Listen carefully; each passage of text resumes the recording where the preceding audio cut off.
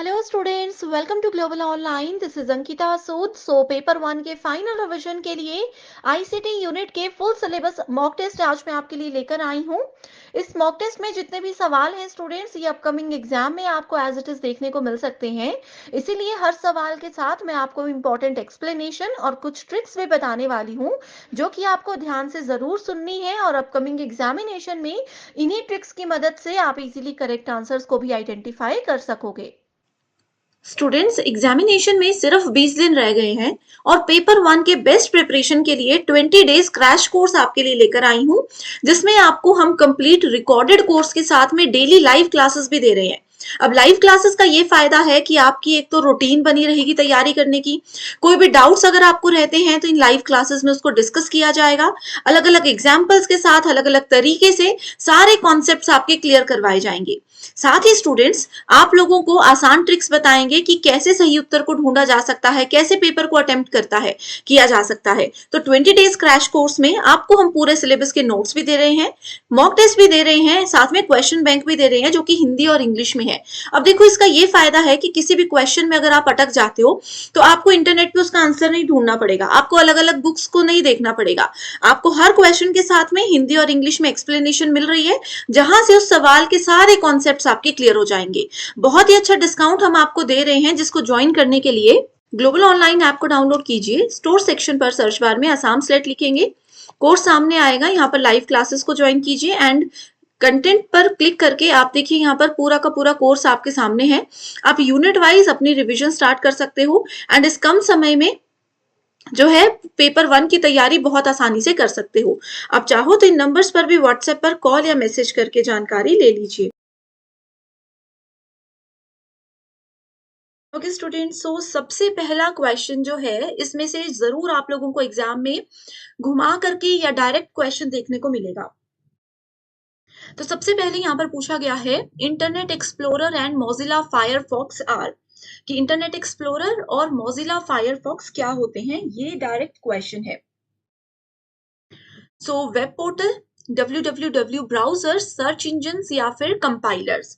तो आप सभी स्टूडेंट्स देखो, गूगल पे सर्च करते हो, कुछ भी सर्च करते हो, अपने मोबाइल फोन की ही बात करते हैं, ठीक है। मोबाइल फोन से आप लोग गूगल में कुछ भी जाकर सर्च करते हो तो उसमें आप लोग क्या करते हो, वेब ब्राउजर्स का यूज करते हो।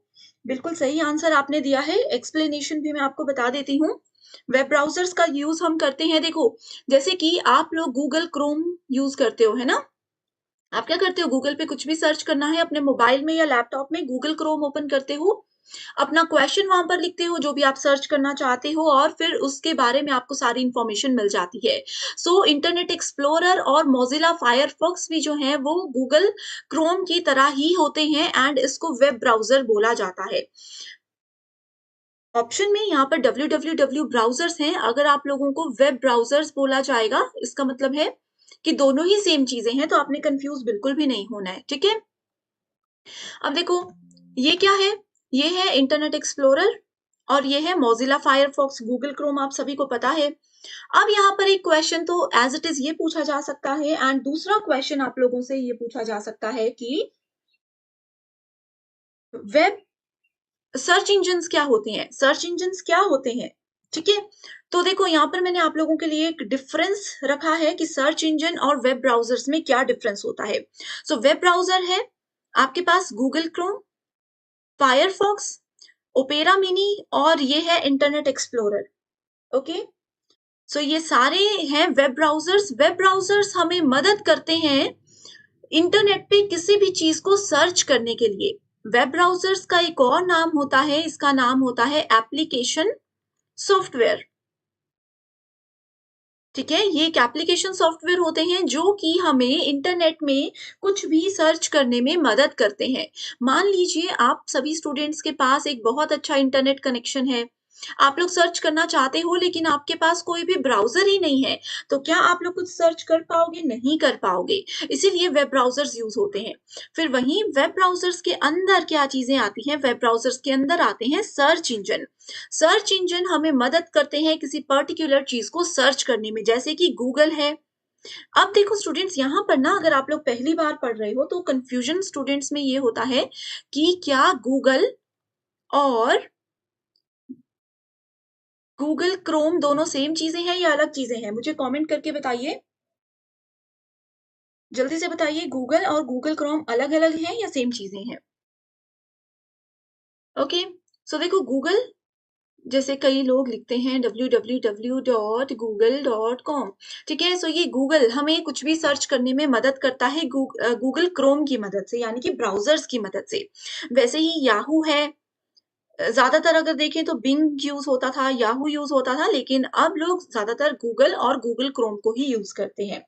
ओके, सो ये क्वेश्चन बिल्कुल क्लियर है, तो मुझे बता दीजिए।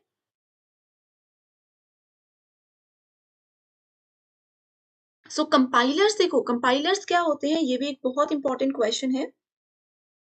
ठीक है, ये दोनों, ठीक है, कंपाइलर्स क्या होते हैं? Compilers are computer source programs that translate code written in one programming language to another language. इसको आप लोग याद रख लीजिए। ठीक है, देखो कंपाइलर्स भी एग्जाम में बहुत बार पूछे जाते हैं। कंपाइलर्स क्या करते हैं?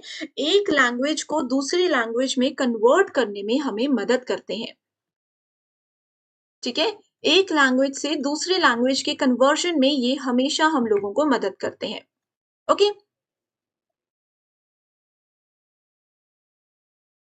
जैसे कि यहाँ पर प्रोग्रामिंग लैंग्वेजेस है। अब आप लोग फेसबुक चलाते हो, आप लोग इंस्टाग्राम चलाते हो या कोई भी वेबसाइट चलाते हो, अमेज़न हो गया, ये हो गया, कोई भी वेबसाइट चलाते हो, तो वहाँ पर क्या होता है, वो कैसे बनती है? वो बनती है इन प्रोग्रामिंग लैंग्वेजेस की मदद से। एंड प्रोग्रामिंग लैंग्वेजेस बिना कंपाइलर के कभी भी रन नहीं कर सकती, ठीक है? सो इन चीज़ों को आप लोगों ने थोड़ा-सा ध्यान रखना है। आई होप स्टूडेंट्स ये टॉपिक बिल्कुल क्लियर है। आप लोग मुझे फटाफट से चैट बॉक्स में बताते रहिए। कोई डाउट है तो भी बताते रहिए, या इसके अलावा कुछ पूछना चाहते हो तो भी आप लोग फटाफट से मुझसे पूछ सकते हो।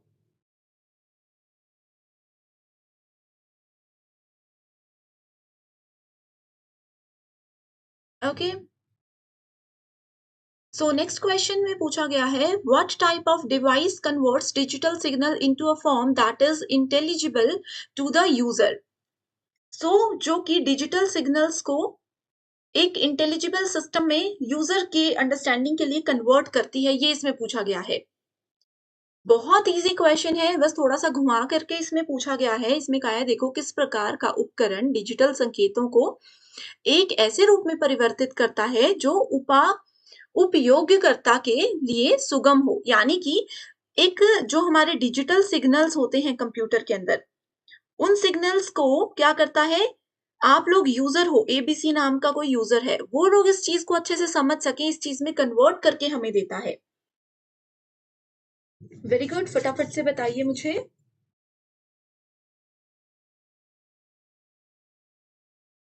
बहुत ईज़ी क्वेश्चन है, बस कन्फ्यूजन क्रिएट करने के लिए यहाँ पर थोड़ा-सा घुमा दिया गया है। यही तो हमेशा एनटीए करता है ना? एनटीए वही चीज़ों को रिपीट करता है, घुमा करके पूछता है ताकि स्टूडेंट्स थोड़े से कन्फ्यूज़ हो जाएँ। ठीक है स्टूडेंट्स? सो यहाँ पर करेक्ट आंसर है हमारे पास option number 4, that is output devices. Output devices क्या होती हैं? ये वो डिवाइसेस होती हैं जो कि हमारे कंप्यूटर के अंदर जो भी डेटा होता है, उसको बाहर निकलने में मदद करती है, हमें वो डेटा दिखाने में मदद करती है। आउटपुट डिवाइसेस का एक बेस्ट एग्ज़ाम्पल मुझे बताइए जल्दी से चैट बॉक्स में। आउटपुट डिवाइसेस का एक बेस्ट एग्जांपल जो भी आपको आता है, आपने अगर पुराने सेशंस देखे हैं तो इस पे बहुत डिटेल में हमने डिस्कस किया है। Very good, D answer correct आपने बताया है।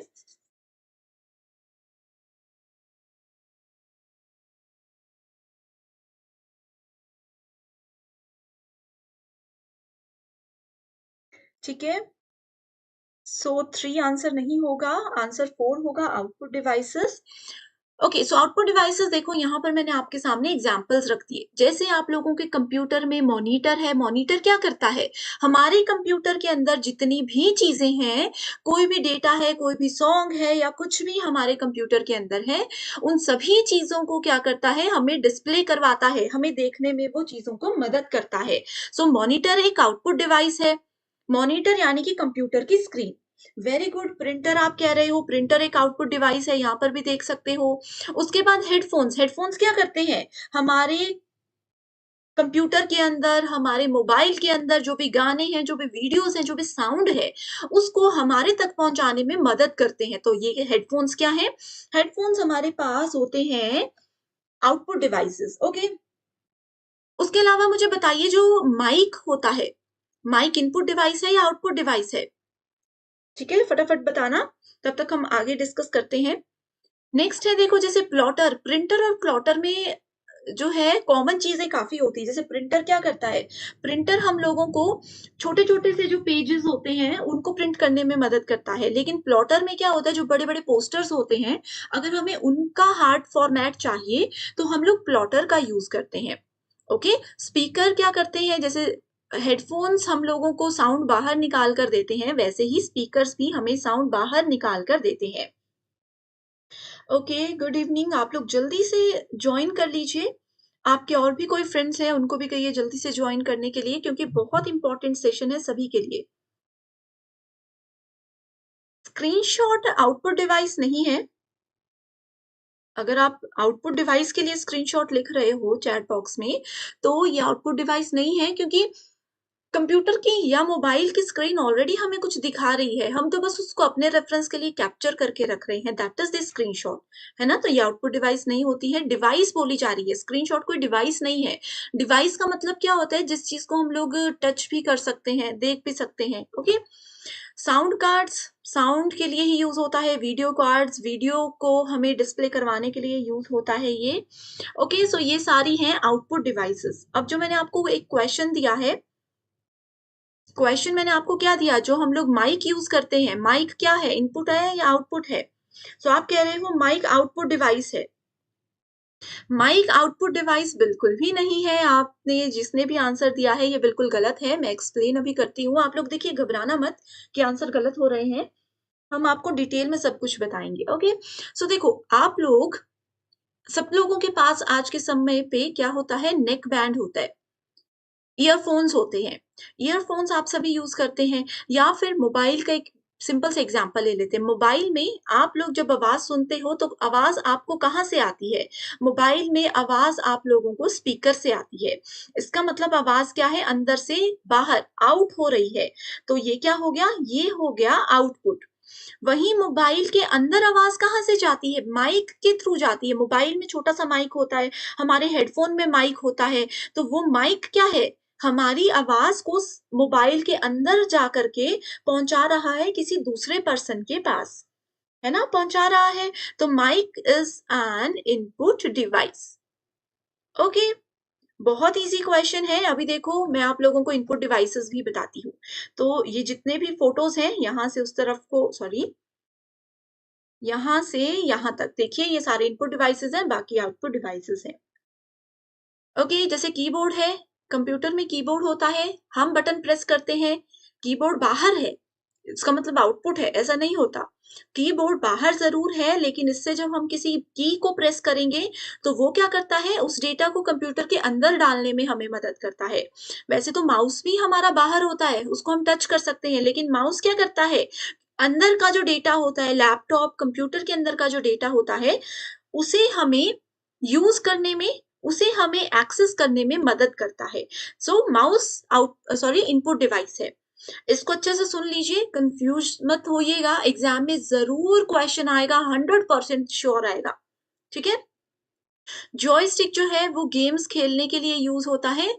ठीक है, जितने भी गेम्स होते हैं उसके लिए यूज होता है। जैसे गेम में अगर आपको गाड़ी को लेफ्ट राइट मूव करना है तो आप यहाँ से इसको मूव कर सकते हो। सेम ट्रैक बॉल भी होता है, यहाँ पर एक बॉल होती है, छोटी सी मूविंग बॉल होती है ये, इसको आप लेफ्ट राइट मूव करोगे तो आपके गेम के अंदर आप लेफ्ट राइट मूव कर सकते हो।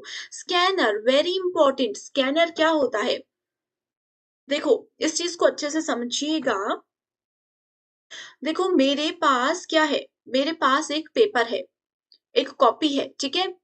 उस पेपर की अगर मैं फोटो लेकर के फोटो ले लेती हूँ तो पेपर क्या था, पेपर हमारे पास हार्ड कॉपी थी। लेकिन जब हमने उसको फोटो बना दिया, यानी कि वो मोबाइल में आ गया, वो चला गया सॉफ्ट कॉपी के फॉर्मेट में। इसको नोट कर लीजिए, हार्ड कॉपी सॉफ्ट कॉपी भी एक इंपॉर्टेंट टॉपिक है। ठीक है, ये हो गया। अब क्या करता है प्रिंटर, क्या करता है, देखो प्रिंटर क्या करता है, हमारे फोन के अंदर कोई फोटो है, कोई कागज है, किसी भी चीज की फोटो हमने खींची हुई है, उस फोटो को जब एक पेपर के ऊपर हम निकालते हैं तो वो काम करता है प्रिंटर। ओके। लेकिन अगर वही चीज, अगर कोई पेपर हमारे पास है, उस पेपर को हमें एक फोटो के फॉर्मेट में लेकर आना है, तो उसके लिए हमें मदद करता है स्कैनर। ठीक है। सो ये होता है प्रिंटर और स्कैनर में डिफरेंस। अब आप लोगों ने देखो, सभी स्टूडेंट्स नेट की तैयारी कर रहे हो, तो आप लोगों ने यूजीसी नेट का जब फॉर्म फिल किया होगा, तो उस समय आप लोगों को लिखा होगा कि स्कैन्ड फोटो और स्कैन्ड आप लोगों के जो सिग्नेचर होते हैं वो आप लोगों को अपलोड करने हैं। कहा होता है ना, इसका मतलब क्या होता है कि पेपर में जो आपका एक फोटो है, ठीक है, जो फोटो आपके कागज के रूप में होती है, उसको आपने अपने मोबाइल में या लैपटॉप में फोटो के फॉर्मेट में लेना है और उसको फॉर्म के दौरान अपलोड करना है। ये मतलब होता है स्कैन्ड इमेज और स्कैन्ड सिग्नेचर का। ठीक है, क्लियर है इतना? इनपुट आउटपुट डिवाइसेस में कोई भी डाउट है पूछ सकते हो। टच स्क्रीन हमारा एक इनपुट डिवाइस है। वेब कैम जो कैमरा होता है, लैपटॉप का कैमरा होता है, कंप्यूटर में कैमरा लगाया जाता है। ये क्या करता है, बाहर जो भी चल रहा होता है, मेरे लैपटॉप में कैमरा है, ये मुझे देख रहा है, एंड जो मैं बोल रही हूँ हर एक चीज को कैप्चर करके रख रहा है। तो ये क्या कर रहा है, बाहर की चीजों को अंदर ले जाने में मदद कर रहा है, इसलिए ये इनपुट डिवाइस है। माइक जो मैंने आप लोगों को बोला, ये माइक, सॉरी, माइक की ये स्पेलिंग रहती है, मैं इतनी देर से ये लिख रही थी तो गलत था। ओके, सो माइक ये रहता है, आप इसको माइक्रोफोन बोलिए। ओके, सो ये भी एक इनपुट डिवाइस है। कोई कंफ्यूजन है तो भी बताइए, क्लियर है कॉन्सेप्ट तो भी बताइए। नेक्स्ट क्वेश्चन पे जल्दी से फिर हम मूव करेंगे। आज हर एक चीज को मैं डिटेल में बता रही हूँ, कल इन्हीं टॉपिक्स पर क्विक रिवीजन एमसीक्यूज में लेकर आऊंगी, जिसके फटाफट हम आंसर्स पर जाएंगे। ओके, नेक्स्ट क्वेश्चन है, a group of DTH channels devoted to telecasting educational programs 24/7 is base 24/7 basis is what? So देखो यहाँ पर क्या होता है, अब ये वाला जो क्वेश्चन है इसको नोट कर लीजिए। ये क्वेश्चन, ये टॉपिक आप लोगों का टीचिंग एप्टीट्यूड यानी कि unit number 1 and unit number 8 जो आज हम पढ़ रहे हैं आईसीटी, एंड आप लोगों की unit number 10 higher education system, ये तीनों ही यूनिट्स में ये टॉपिक, ये क्वेश्चन कॉमन रहता है, तो कहीं से भी पूछा जा सकता है। ठीक है, ऐसा नहीं बोलना है कि मैम ने तो ये चीजें कुछ और ही करवा दी। हाँ, देखो आप पूछ रहे हो ना, प्रिंटर आउटपुट डिवाइस है, कंप्यूटर के अंदर का कागज, ये हम कंप्यूटर के अंदर की कोई भी चीज प्रिंटर क्या करता है, हमें कागज पर निकाल कर देता है, आउट करके देता है, तो ये आउटपुट हो गया। और इसी का उल्टा काम स्कैनर करता है, इसलिए वो इनपुट हो गया। ओके, सो इस क्वेश्चन पे मूव करते हैं। A group of DTH channels devoted to telecasting educational programs 24/7 basis is. एक डीटीएच चैनल है, वेरी गुड, आपने फटाफट आंसर दे दिया, option number C, that is the correct answer. So answer है स्वयं प्रभा। स्वयं प्रभा क्या है, स्वयं प्रभा एक फ्री डीटीएच चैनल है, जो कि एक एजुकेशनल चैनल है। ये एजुकेशनल चैनल 24/7 रन होता है। देखो स्टूडेंट्स, क्या होता है इसमें, देखो आप लोगों ने, सबके घर में टीवी है, कई बार आप लोगों ने टीवी में चैनल चेंज करते हुए देखा होगा, किसी किसी चैनल पर बच्चे क्या, सॉरी, किसी किसी चैनल पर टीचर्स क्या कर रहे होते हैं, पढ़ा रहे होते हैं। आप दिन में 50 बार वहां से क्रॉस हो जाओ, वो 50 बार आपको टीचर्स पढ़ाते हुए ही नजर आएंगे। तो उस तरीके के जो टीवी में चैनल्स होते हैं, फ्री एजुकेशनल चैनल्स होते हैं, वो सब स्वयं प्रभा की तरह काम करते हैं। वेरी गुड, आप सभी बहुत अच्छे से आंसर दे रहे हो, बहुत अच्छी तैयारी आप सभी की चल रही है। ओके, सो ये एजुकेशनल चैनल्स होते हैं, इसमें कुछ सब्जेक्ट्स होते हैं। ठीक है, इसमें क्या होता है, फ्री चैनल्स होते हैं, 4-4 घंटे के सेशंस होते हैं। एक एग्जांपल मैं बताती हूँ, मान लीजिए एक सेशन आपका 8 बजे से 9 बजे तक होता है सुबह, दूसरा दूसरा सेशन 9 से 10 बजे तक होगा, तीसरा 10 से 11 बजे तक होगा, एंड 11 से 12 बजे तक होगा। सो स्वयं प्रभा के अंदर इस तरीके के 4 सेशंस होते हैं। उसके बाद क्या होता है, उसके बाद क्या होता है, इसके बाद यहाँ पर 1 आवर का ब्रेक लिया जाता है। ठीक है, 1 आवर का ब्रेक लिया जाता है, उसके बाद यही सेशंस रिपीट होते हैं। यानी कि अगर हम मानकर चले 4-4 घंटे के यहाँ पर 4 सेशंस होते हैं, 5 सेशंस होते हैं। इस तरीके से 24 आवर्स को यहाँ पर कवर करवा दिया जाता है। ठीक है, तो स्वयं प्रभा में मल्टीपल चैनल्स होते हैं, एंड हर एक चैनल को संभालने की, हर एक कोर्स को, हर एक कंटेंट को संभालने की रिस्पॉन्सिबिलिटी अलग-अलग कंपनीज़ कंपनीज़ तो नहीं बोल सकते, अलग-अलग हम ये बोल सकते हैं कि डिपार्टमेंट्स को दी गई है, अलग-अलग अथॉरिटीज़ को ये चीज़ें प्रोवाइड करवा दी गई हैं। जैसे कि अगर हम लोग बात करें इंजीनियरिंग के कोर्सेज़, ठीक है? इंजीनियरिंग के कोर्सेज़ की अगर हम लोग बात करें, सो उसके लिए कोई अलग अथॉरिटी को यहाँ पर असाइन किया जाता है। ठीक है, अलग अथॉरिटी को असाइन किया जाता है। वहीं अगर हम लोग स्कूल एजुकेशन की बात करें, सो स्कूल एजुकेशन के लिए एनसीईआरटी रिस्पॉन्सिबल है कि कैसे कोर्सेज़ बनाने हैं, कैसे उनको रेक्टिफ़ाई करना है, किस तरीके से चीज़ों को प्रेज़ेंट करना है, ये सब चीज़ें। तो स्वयं प्रभा हायर एजुकेशन के लिए यूज़ होता है। इसमें आप लोग 11th, 10th, 9th से लेकर के 12th तक की एजुकेशन को रखा जाता है। कॉम्पिटिटिव एग्ज़ामिनेशन की तैयारी स्वयं प्रभा के अंदर करवाई जाती है। अब यहाँ पर बात आती है कि कितने टोटल चैनल्स होते हैं। कमेंट करके मुझे बताइए कि स्वयं प्रभा में हम लोगों को कितने डीटीएच चैनल्स प्रोवाइड करवाए जाते हैं। एग्जाम में क्वेश्चन ये बहुत बार पूछा गया है। स्वयं प्रभा के अंदर कितने डीटीएच चैनल्स हमें प्रोवाइड करवाए जाते हैं। ओके, तब तक मैं आप लोगों को चैनल्स की एक लिस्ट बता देती हूँ।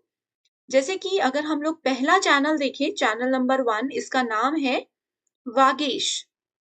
ओके, चैनल नंबर 1 वागेश है। ये बेसिकली जो ह्यूमैनिटी, लैंग्वेज, लिटरेचर, ये सब जो सब्जेक्ट्स हैं, उसको कवर करता है एंड इसको हैंडल किया जाता है हैदराबाद से। ओके, दूसरे चैनल का नाम है संस्कृति। संस्कृति जो चैनल है, ये आपका हिस्ट्री, आर्ट्स, फिलॉसफी, ह्यूमैनिटीज, इस तरीके के सब्जेक्ट्स को कवर करता है एंड इसको न्यू दिल्ली से हैंडल किया जाता है। सीईसी न्यू दिल्ली से इसको हैंडल किया जाता है।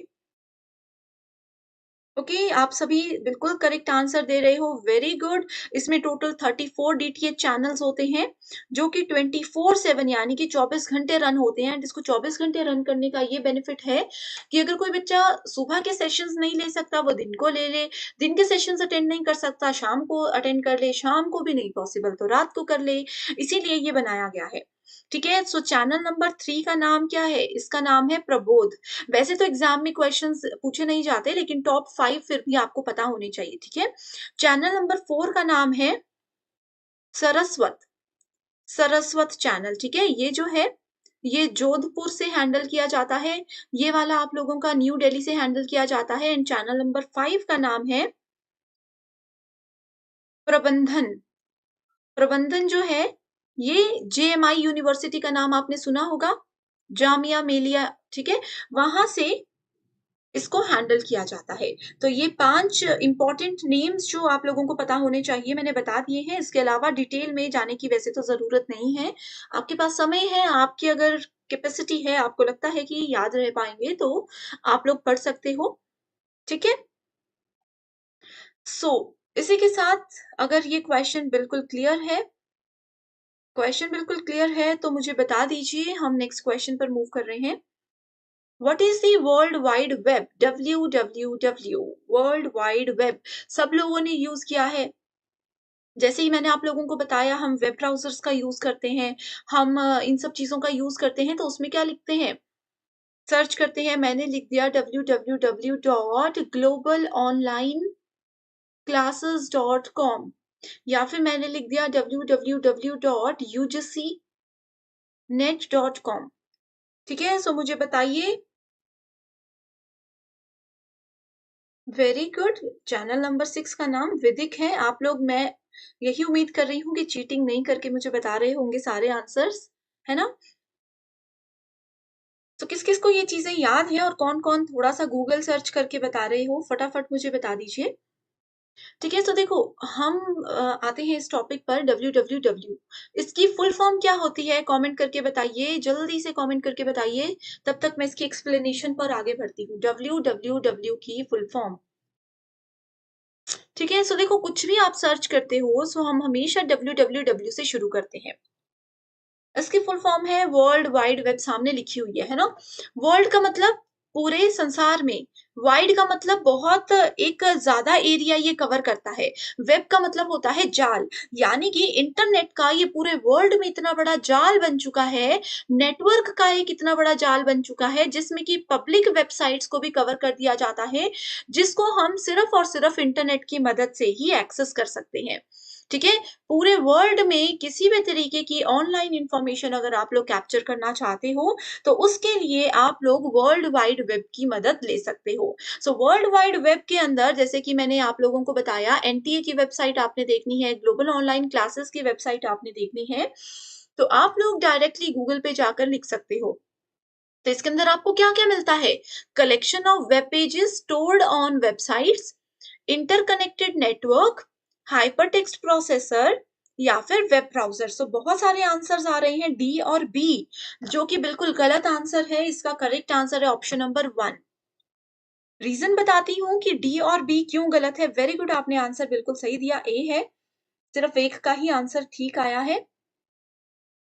ठीक है? सो देखो, पहले मैं गलत आंसर्स एक्सप्लेन करती हूँ। इंटरकनेक्टेड नेटवर्क आप लोगों ने बोला, तो इंटरकनेक्टेड नेटवर्क तो ये होता है, एक कंप्यूटर दूसरा कंप्यूटर हर एक चीज़ को डिटेल में ये कनेक्ट करता है। लेकिन नेटवर्क तो हम लोग घर में भी कनेक्ट कर लेते हैं। एक कंप्यूटर से राउटर को कनेक्ट कर दिया, राउटर से किसी और चीज़ को कनेक्ट कर दिया, तो ये भी एक नेटवर्क बन गया। तो क्या हम इसको डब्ल्यूडब्ल्यूडब्ल्यू बोलेंगे? नहीं बोलेंगे। तो इसलिए ही ऑप्शन नंबर बी बिल्कुल गलत है। उसके बाद अगर हम ऑप्शन नंबर सी की बात करें, हाइपरटेक्स्ट प्रोसेसर यानी कि लिंक्स वाले प्रोसेसर जो होते हैं, ये भी इसका गलत आंसर है। वेब ब्राउज़र्स तो बिल्कुल नहीं हो सकता, ये हमने अभी डिटेल में डिस्कस किया। इसका करेक्ट आंसर है collection of web pages stored on website. अब वेबसाइट्स आप लोगों को पता है कि क्या होता है। इसमें से भी क्वेश्चन है आप लोगों को एग्ज़ाम में देखने को मिलेगा। ठीक है? इसमें से आप लोगों को क्वेश्चन देखने को ये मिलेगा एग्ज़ाम में कि वेबसाइट और वेब पेजेस में क्या डिफरेंस होता है? सो वेब पेजेस क्या होते हैं? अब देखो पहले वेबसाइट बताती हूँ। वेबसाइट सबने सुनी है, सबने देखी है। फेसबुक सब यूज़ करते हो, तो मैं इसी का एग्ज़ाम्पल लेती हूँ, ठीक है? फेसबुक में सबसे पहला पेज क्या आता है जिसमें आप लोग लॉगिन करते हो, आपने अपना अपना नेम और पासवर्ड वहाँ पर एंटर कर दिया, ठीक है? सबसे पहला ये हो गया। लॉगिन करने के बाद आप लोगों के पास एक होम पेज आ जाता है, उसके बाद आप लोगों के पास एक सेटिंग्स वाला पेज आ जाता है, फिर आप लोगों के पास अपनी एक प्रोफाइल वाला पेज आ जाता है, एक आप लोगों के पास चैट जहाँ पर आप कर सकते हो, मैसेजेस वाला सेक्शन आ जाता है। तो ये एक फेसबुक का मैंने एग्ज़ाम्पल लिया, अलग-अलग पेजेस होते हैं। तो फेसबुक क्या है?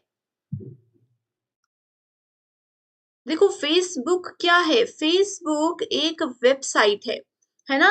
वेबसाइट के अंदर छोटे-छोटे अलग-अलग पेजेस होते हैं जिनको कि एक-दूसरे के साथ लिंक किया जाता है। हर एक पेज को हर दूसरे पेज के साथ डायरेक्टली और इनडायरेक्टली लिंक कर दिया जाता है, इस तरीके से, ठीक है? तो ये जो छोटे-छोटे पेजेस हैं, इनको बोला जाता है वेब पेजेस। सो ओवरऑल अगर हम लोग बात करें, तो वेबसाइट इसको नोट कर लीजिए। Website is a collection of web pages। छोटे-छोटे पेजेस को मिलाकर के बुक बनती है, वैसे ही छोटे-छोटे पेजेस को मिलाकर के वेबसाइट बनती है। ओके, एग्जाम्पल फेसबुक का ले रही हूँ, कोई भी वेबसाइट हो सकती है, अमेज़न देख लो, कोई भी ऑनलाइन शॉपिंग की वेबसाइट देख लो, सब में सेम चीज़ रहती है। क्लियर है इतना? कोई डाउट है? जल्दी से बताइए। एंड स्टूडेंट्स अगर ये सेशन पसंद आ रहा है, तो भी मुझे बता दीजिए, तभी हम कंटिन्यू करेंगे चीज़ों को, ठीक है? ये देखो www.whatever you want to write you can write here। Same question है, ये एक प्रीवियस ईयर क्वेश्चन में लेकर आई हूँ ताकि आप लोगों को पता चल जाए कि एक ही टॉपिक में से कैसे घुमा के क्वेश्चंस पूछे जाते हैं। The World Wide Web is what? A massive network of networks which are made up of various computers। ठीक है, सो मैसिव नेटवर्क है जिसमें कि बहुत सारे कंप्यूटर्स को कनेक्ट किया जाता है।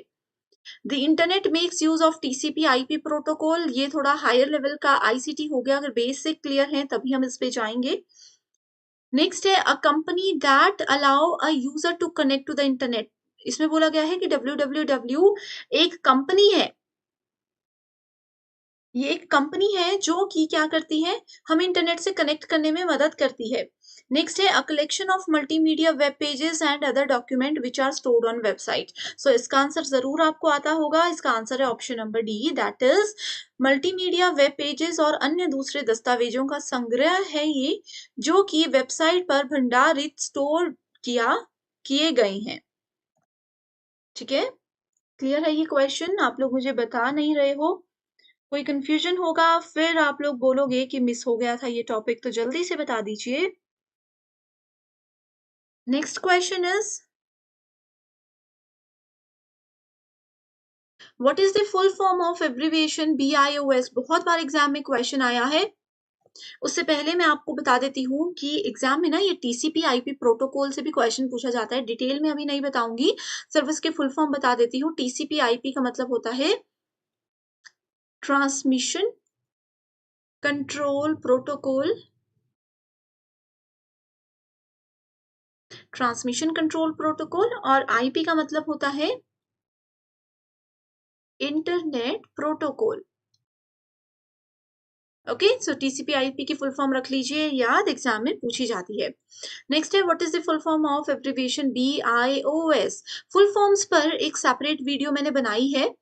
आप सभी स्टूडेंट्स मुझे बताइए कि वो आपने देखी है या नहीं देखी है।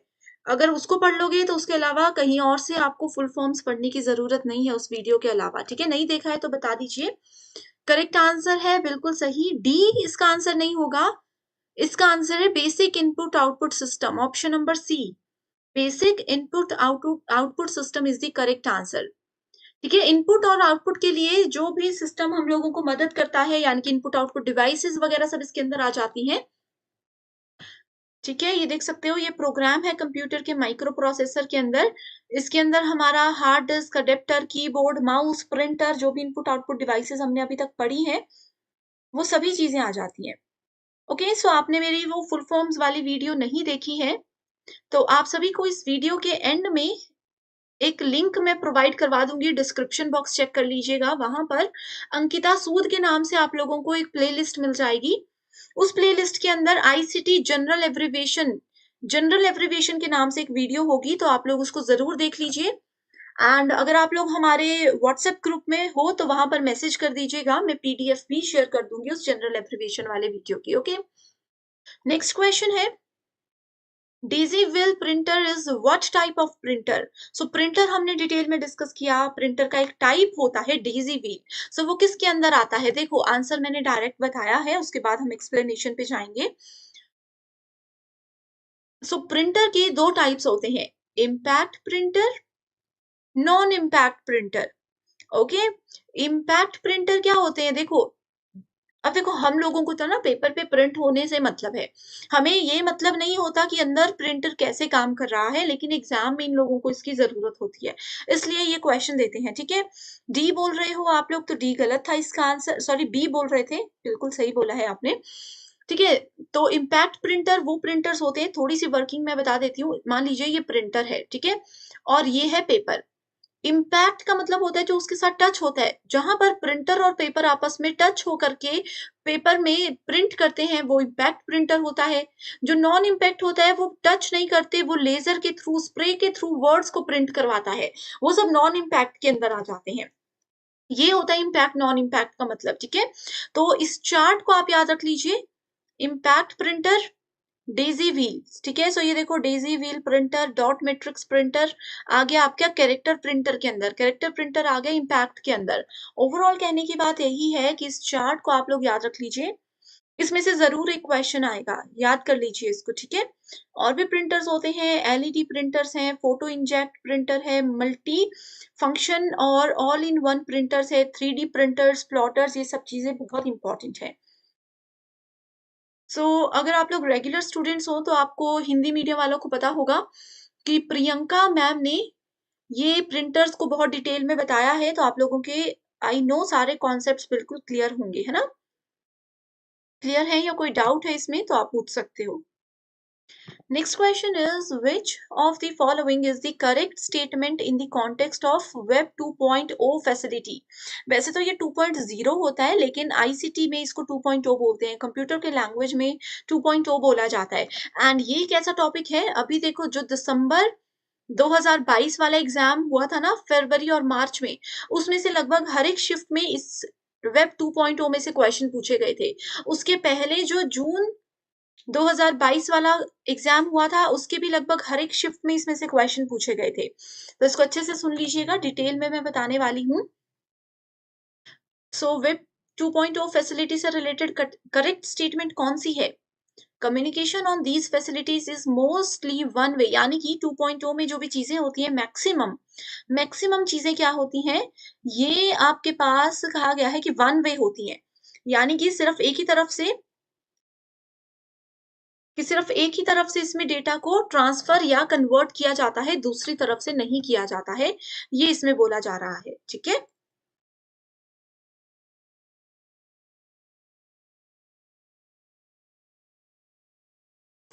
ऑप्शन नंबर 2 यहाँ पर बोल रहा है हमें, ऑप्शन नंबर 2 बोल रहा है कि content on these facilities is generated mostly bye users. अब देखो, इस स्टेटमेंट का आपको बहुत इजीली आंसर मिल जाएगा, वो कैसे? वेब 2.0 के अंदर ये सारी चीजें आती है, फेसबुक हो गया, यूट्यूब हो गया, सोशल मीडिया हो गया, ट्विटर, लिंक्डइन, ये सारी चीजें, गूगल है, ये सब चीजें वेब 2.0 के अंदर आती है। अब ये सब होता क्या है? देखो, इसके ऑप्शन में लिखा है content on these facilities is generated mostly by the users, यानी कि इन सुविधाओं पर सामग्री ज्यादातर उपयोगकर्ताओं के द्वारा उत्पन्न की जाती है। फेसबुक यूज आप लोग करते हो, इसमें डेटा कहाँ से आता है? आप लोग ही तो अपलोड करते हो, जो यूज कर रहे हैं वही तो अपलोड करते हैं। यूट्यूब आप लोग देख रहे हो, हम लोग यूट्यूब को यूज करते हैं, हम यूट्यूब पे वीडियोस देखते हैं, हम यूट्यूब पे बना भी तो रहे हैं। तो ये सब वेब 2.0 के अंदर आता है। वो कोई भी वेबसाइट, वो कोई भी चीज जिसमें कि यूजर ही उसके अंदर डेटा डालता है, यूजर ही उसमें कंटेंट को जनरेट करता है, वो सब 2.0 वेब के अंदर आता है। अब जैसे अमेज़न वगैरह है, उसमें हम लोग कंटेंट को क्रिएट नहीं करते, तो वो वेब 2.0 के अंदर नहीं आएँगी चीज़ें। वैसे ही वेब 2.3 जो है, वो भी एक इम्पोर्टेंट अभी चीज़ आ चुकी है। इसमें आप देख सकते हो, web 2.0 our website and applications that makes use of user generated content for end users. ठीक है? For end users, Web 2.0 is characterized by greater user interactivity and collaboration, more pervasive network connectivity and enhanced communication channels। इसमें क्या करता है, ये लोगों की connectivity बहुत ज्यादा बढ़ाता है, लोगों के एक दूसरे के साथ कनेक्शंस बढ़ाता है, उनके नॉलेज बढ़ाता है, कम्युनिकेशन वो ज्यादा करते हैं इस तरीके की चीजों में। ठीक है, तो इसको पढ़ सकते हो।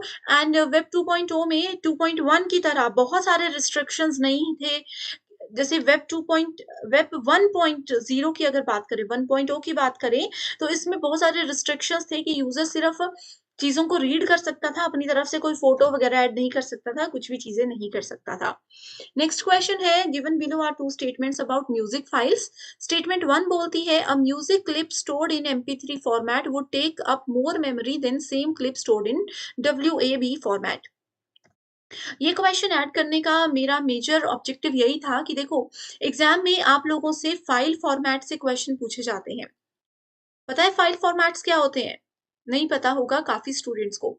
अब देखो, आप लोगों से जैसे कि एग्जाम में पूछा जाता है कि .mp4 कौन सी फाइल है? .mp4 क्या आपके पास ऑडियो फाइल होती है, या फिर वीडियो फाइल होती है, या फिर ये इमेज फाइल होती है, ऐसे पूछा जाएगा। .gif क्या होता है? .png, .jpg, ये सब क्या होते हैं? इमेज के फाइल फॉर्मेट होते हैं, इमेज के एक्सटेंशंस होते हैं, है ना? एक्सटेंशन का मतलब होता है, जैसे हमारा सरनेम हमारी कास्ट, हमारी कैटेगरी हमें बताता है। लोगों को हमारे सरनेम से हमारे कैटेगरी, हमारे कास्ट के बारे में पता चलता है। ठीक है? वैसे ही फाइल्स में, कंप्यूटर के अंदर, मोबाइल के अंदर जितनी भी फाइल्स होती हैं, उनमें एक फॉर्मेट होता है, एक एक्सटेंशन होती है जो कि उस फाइल का टाइप बताती है। जिसमें बोला गया है कि म्यूजिक फाइल जो कि MP3 फॉर्मेट में होती है, वो ज़्यादा मेमोरी लेती है अगर हम उसको WAV फॉर्मेट के साथ कंपेयर करें। करेक्ट आंसर बिल्कुल बी है, एक आंसर यहाँ पर नहीं होगा। देखो, स्टेटमेंट 2 बोलती है, music file stored in MP3 format are better quality than stored in WAV format. इसमें बोला है कि MP3 वाली म्यूजिक फाइल ज़्यादा अच्छी क्वालिटी की होती है, WAV वाली नहीं होती। इसका कारण ये मैं बताती हूँ, दोनों स्टेटमेंट्स गलत क्यों है। MP3 एक कंप्रेस्ड ऑडियो फाइल फॉर्मेट होता है, जिसकी वजह से उसका साइज जो है थोड़ा सा रिड्यूस हो जाता है, लेकिन उसमें ऑडियो की क्वालिटी में कोई फर्क नहीं पड़ता। ठीक है? ऑडियो की क्वालिटी में कोई फर्क नहीं पड़ता। और वहीं अगर हम WAV की बात करें, तो ये अनकंप्रेस्ड ऑडियो फाइल होती है, एंड ये अपने ओरिजिनल फॉर्मेट में ही रहती है, जिससे कि ये फाइल का साइज लार्जर रहता है। सो ओवरऑल अगर हम बात करें, music file clip stored in MP3 format would take up less memory than दूसरी वाली फाइल। ये वाली स्टेटमेंट इसीलिए गलत है।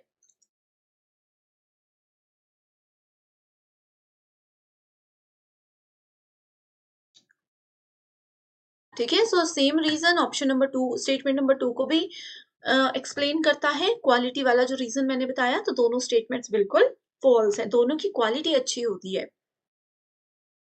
एक चीज कीवर्ड आप लोग याद रख लीजिए कि कभी भी अगर आपको इसी तरीके से क्वेश्चन में वीडियो की क्वालिटी की बात की जाए ना, तो वहां पर कभी भी दोनों स्टेटमेंट्स फॉल्स नहीं होती, क्योंकि वीडियो अगर कंप्रेस हो जाती है या कुछ और हो जाता है तो वीडियो की क्वालिटी में फर्क पड़ता है। लेकिन वहीं अगर हम लोग ऑडियो में देखें, ऑडियो को कंप्रेस करो या जो मर्जी करो, ऑडियो की क्वालिटी में कभी भी कोई फर्क नहीं पड़ता। नेक्स्ट क्वेश्चन है, the ability to read and write each piece of information in a storage device in approximately the same length of time of its location is called random access। Direct मैंने answer बता दिया, random access.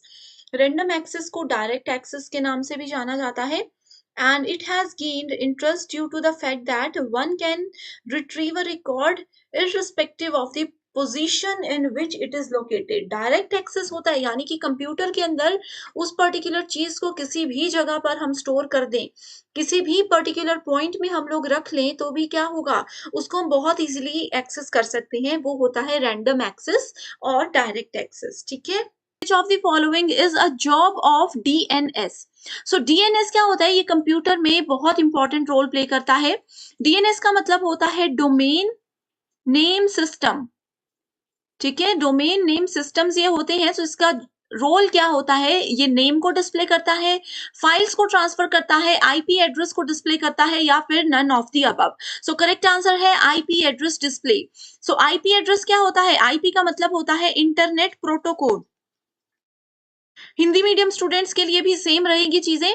ठीक है, internet protocol ये क्या होता है, हर एक कंप्यूटर सिस्टम का एक यूनिक एड्रेस होता है। जैसे हर एक इंसान का अलग से एक आधार नंबर होता है ना, उनको आइडेंटिफाई करने के लिए, वैसे ही कंप्यूटर सिस्टम जो भी इंटरनेट से कनेक्टेड होता है, हर एक सिस्टम का एक यूनिक आईपी एड्रेस होता है। Next question is, which of the following are self-replicating malicious code independent of the action of the user but slow down the processes on entering a network? तो इसमें ये कहा गया है कि वो कौन सी चीज होती है जो कि अगर आप लोगों के कंप्यूटर के अंदर एक बार चली जाए तो वो अपने आप की कॉपी खुद से बनाती जाती है। यानी कि एक चीज जाती है तो उसकी 2 कर देगी, 2 से वो 4 हो जाएंगे, 4 से वो उसको और डबल करता जाएगा, अपने आप को वो डुप्लीकेट करता जाता है, रेप्लिकेट करता जाता है, चाहे उसमें यूजर ने यानी कि कंप्यूटर यूज करने वाले का कोई हाथ हो या ना हो। एंड उसके होने से क्या होता है, कंप्यूटर में अगर हम नेटवर्क कनेक्ट करते हैं तो वो उसकी स्पीड को भी कम कर देता है। सो इसका करेक्ट आंसर है वायरस। आप सभी ने वायरस के बारे में जरूर सुना होगा। कोई भी इलेक्ट्रॉनिक डिवाइस होती है जहां पर हम लोग इंटरनेट कनेक्ट कर सकते हैं, जैसे आपका मोबाइल फोन है, स्मार्टफोन्स में भी वायरस आ जाते हैं। कई बार आप कोई डाउनलोड करते हो गाना या फिर किसी ऐसी वेबसाइट पर जाते हो जो कि हार्मफुल बताते हैं, तो वहां से आपके सिस्टम में वायरस आ जाता है। एंड वायरस, अगर एक वायरस भी आता है तो वो अपने आप को बढ़ाता जाता है, अपने आप को रेप्लिकेट करता जाता है। नेक्स्ट क्वेश्चन है, रैम मीन्स व्हाट? सो बहुत इंपॉर्टेंट क्वेश्चन है। रैम और रोम में से आप लोगों को एग्जाम में जरूर क्वेश्चंस देखने को मिलते हैं। सो रैम की फुल फॉर्म यहाँ पर पूछी गई है, वो होती है रैंडम एक्सेस मेमोरी। ठीक है, इंग्लिश मीडियम हिंदी मीडियम दोनों के लिए सेम रहेगी। रैंडमली अगर हम लोगों को मेमोरी को एक्सेस करना है तो उसके लिए रैम हम लोगों को मदद करता है। ठीक है, सो इसी के साथ स्टूडेंट्स एक होमवर्क क्वेश्चन मैं दे रही हूँ, रैम से ही रिलेटेड है। तो होमवर्क क्वेश्चन ये है कि रोम क्या होता है, ROM, रोम क्या होता है, इसकी फुल फॉर्म मुझे कमेंट करके बताइए। अगर आता है तो बहुत अच्छी बात है, अगर नहीं आती तो भी क्या कीजिए, गूगल पे सर्च कीजिए और कमेंट कीजिए। इससे क्या होगा, आप लोग दूसरे स्टूडेंट्स की भी मदद करोगे। एंड कमेंट करके मैं आपको बताऊंगी कि क्या आपने आंसर सही दिया है या फिर गलत है।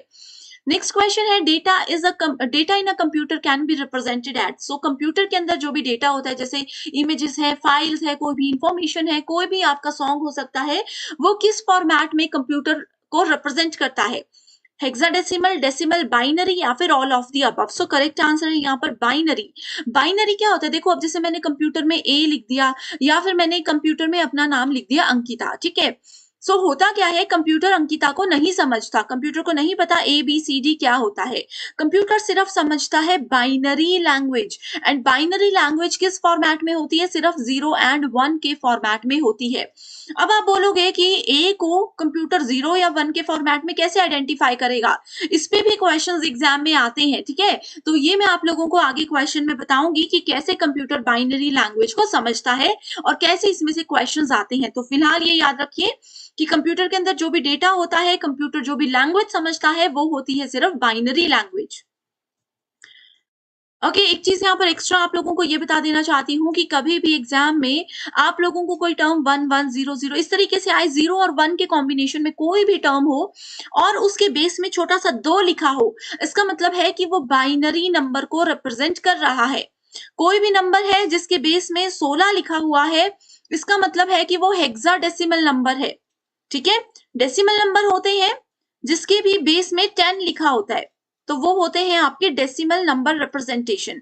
किसी भी ब्रैकेट में ऐसे छोटा सा 8 लिखा होगा तो वो होंगे आपके ऑक्टल नंबर्स। तो आप लोगों ने ये 4 नंबर सिस्टम्स को याद रख लेना है।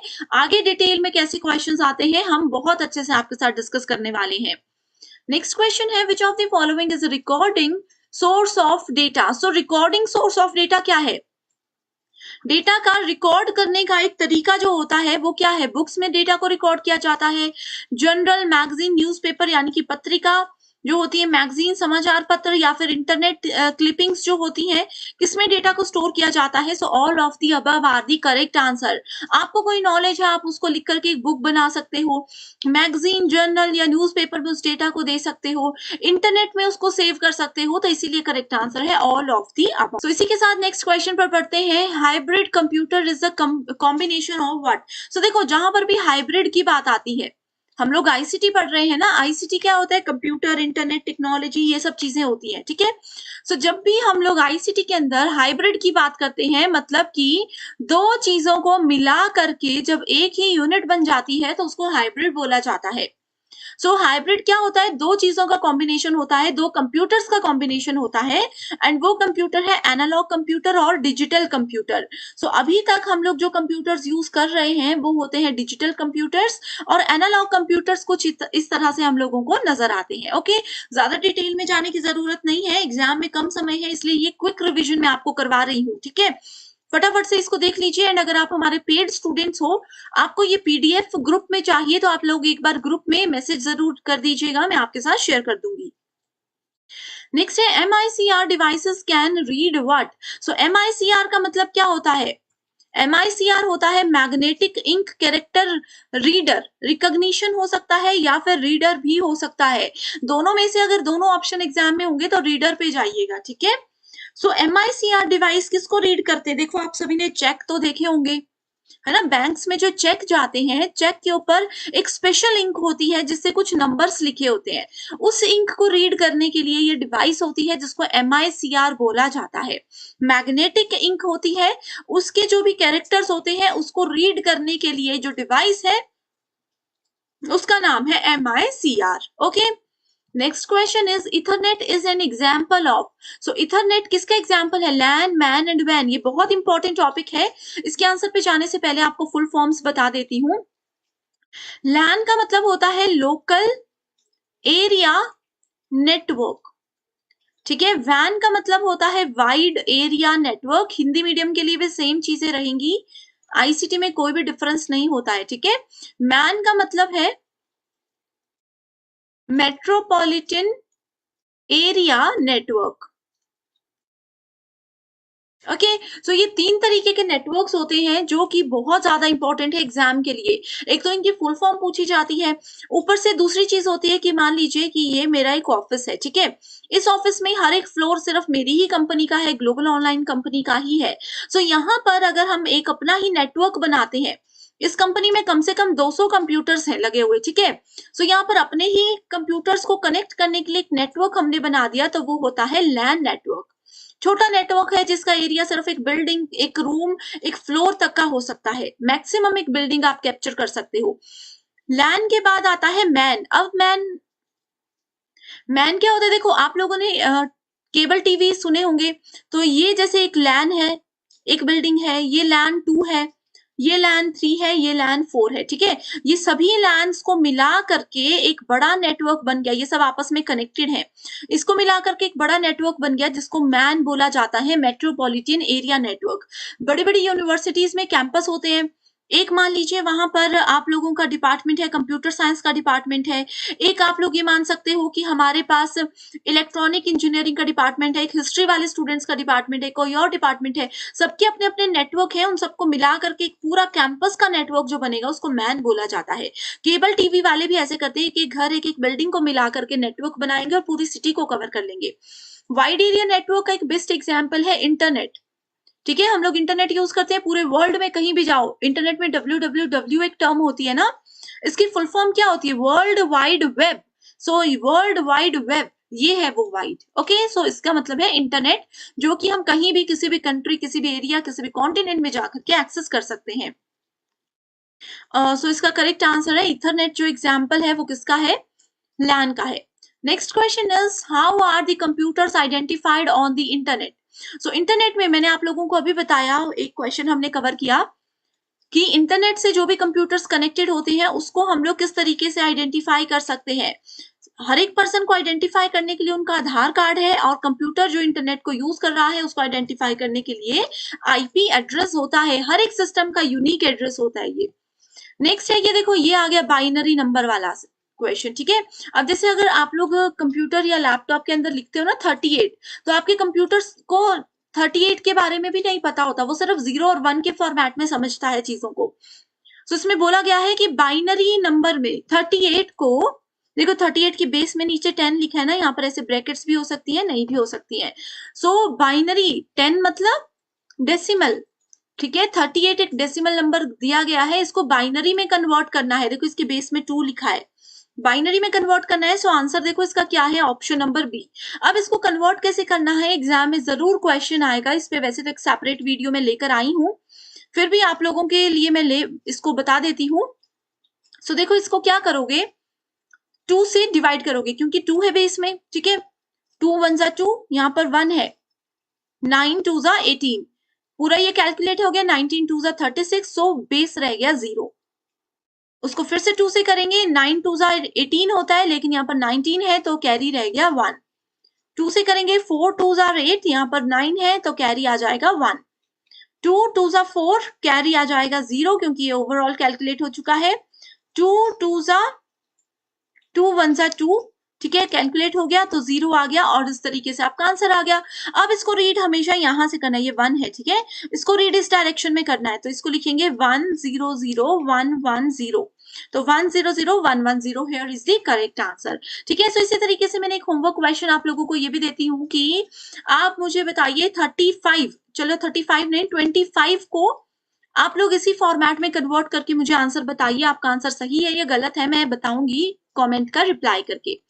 नेक्स्ट क्वेश्चन है which among the following is the smallest memory unit? So memory unit क्या होती है? जैसे आप लोग देखो bit byte, kilobyte, gigabyte, megabyte, ये सब चीजें यूज करते हो ना, आप बोलते हो आज मेरे पास इतने जीबी डेटा है, वो सब क्या है? वो मेमोरी के यूनिट्स हैं। तो स्मॉलेस्ट होता है निबल, ठीक है।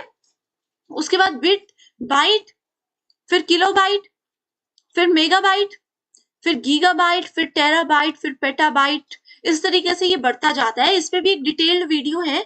अगर स्टूडेंट्स आप लोगों ने मेरी ये मेमोरी यूनिट वाली वीडियो अभी तक नहीं देखी है ना, तो भी आप मुझे कमेंट करके बता दीजिए, मैं आप लोगों के साथ उस वीडियो का भी लिंक शेयर करूंगी। बहुत इजी ट्रिक्स के साथ वो चीजें मैंने आपको याद करवाई है।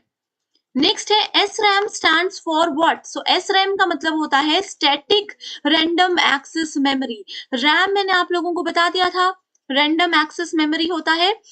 S मतलब स्टैटिक, स्टैटिक का मतलब होता है फिक्स, ठीक है। अगर DRAM होता, ठीक है, ये DRAM होता, रैम तो सेम रहेगा।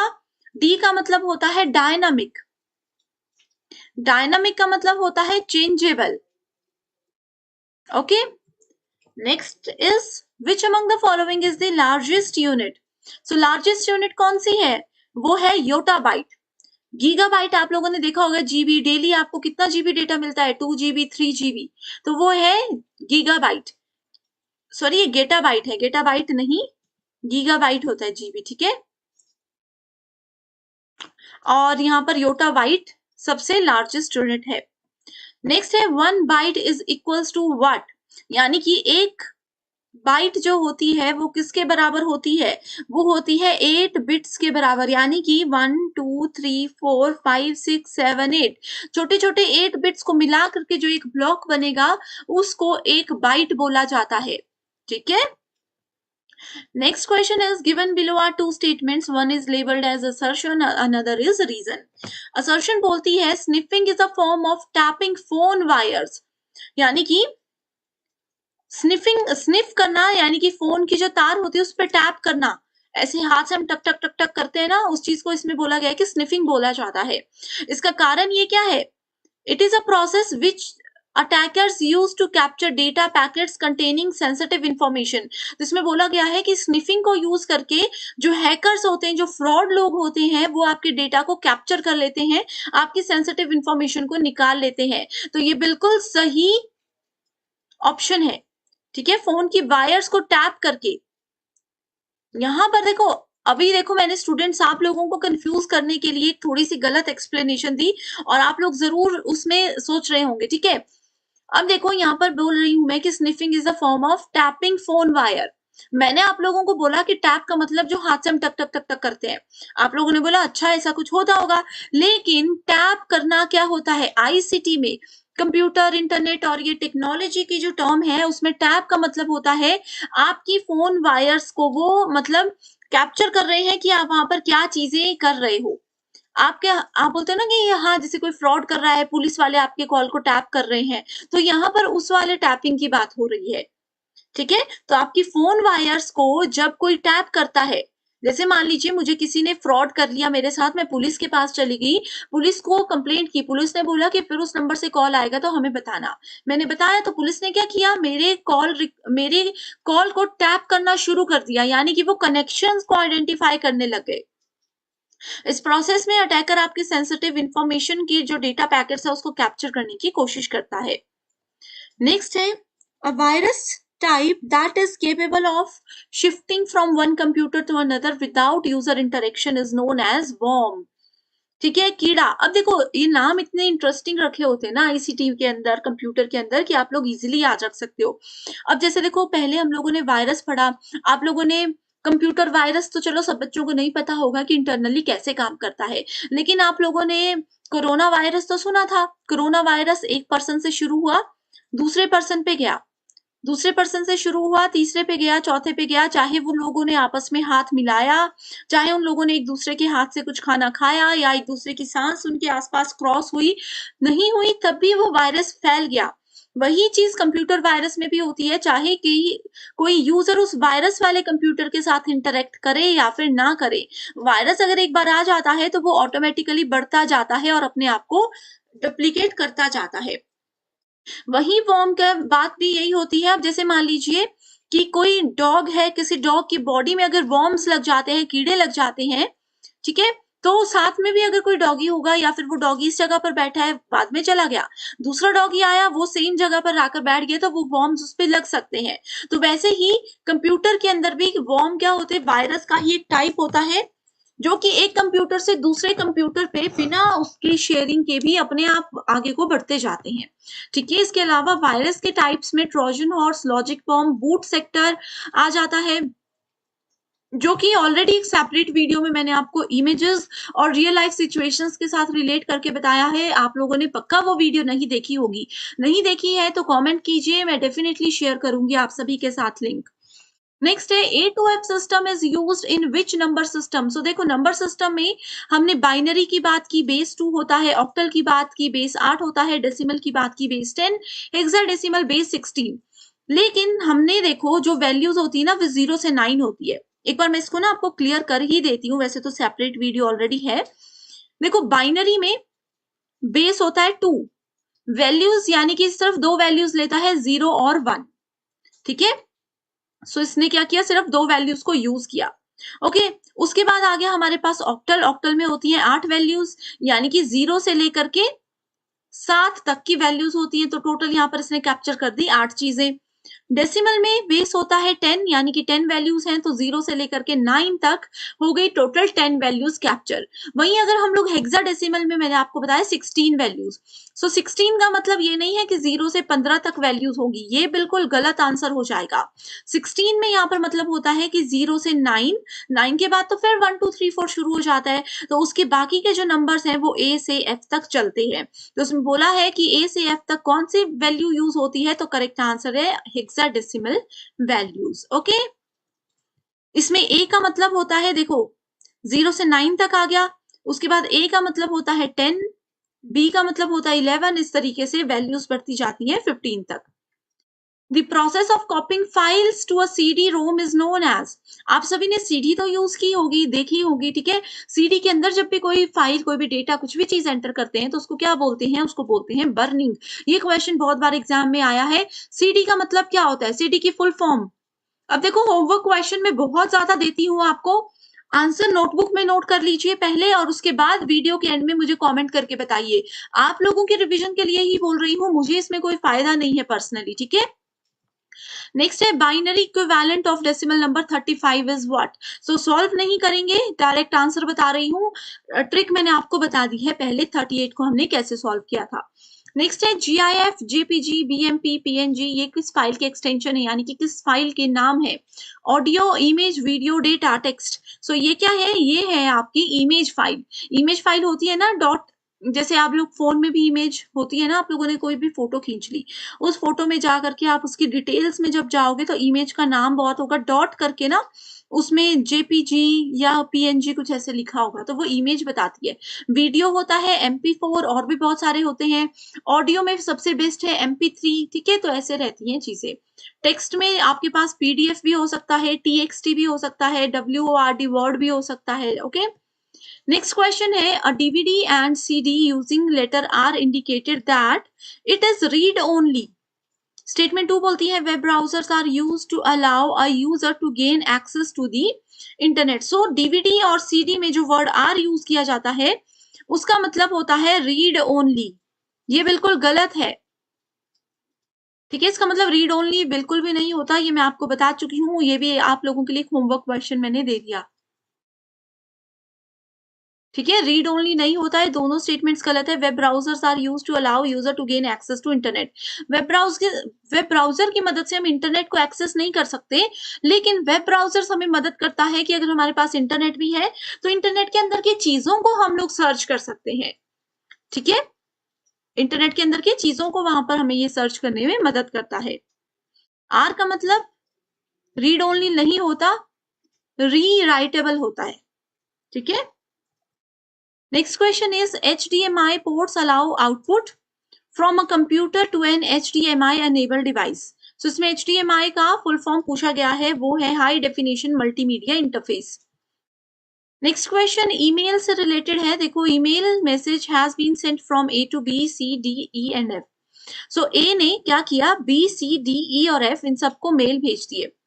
इसमें पूछा गया है which of the following is true. तो अच्छे से सुनिएगा, ये टॉपिक जो है ईमेल के अंदर CC और BCC में से पूछा जाता है। CC का मतलब होता है कार्बन कॉपी एंड BCC का मतलब होता है ब्लाइंड कार्बन कॉपी। ब्लाइंड यहाँ पर अंधा, यही मतलब है इसका, ठीक है। F does not know that C was sent the message. इसमें बोला गया है कि F, जिसको BCC कैटेगरी में रखा गया है, F को नहीं पता कि C को भी ये मैसेज भेजा गया है। C does not know that D was sent the message. C को ये नहीं पता कि D को भी मैसेज भेजा है, चाहे ये दोनों CC कैटेगरी में है। E does not know that F was sent the message. E को नहीं पता कि F को भी मैसेज भेजा है। D does not know that B was sent the message. D को नहीं पता कि B को भी मैसेज भेजा गया है। अब देखो इसमें स्टूडेंट्स कंफ्यूज होंगे कि ये क्या बात हुई, हमें कैसे पता चलेगा। तो यहाँ पर BCC जो मैंने आप लोगों को बताया, BCC का मतलब होता है ब्लाइंड कार्बन कॉपी, ठीक है। ब्लाइंड मतलब अंधा।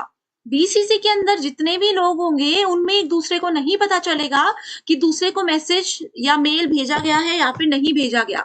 यानी कि E को ये नहीं पता कि F को भी मेल गई है, F को भी ये नहीं पता चलेगा कि E को मेल गई है।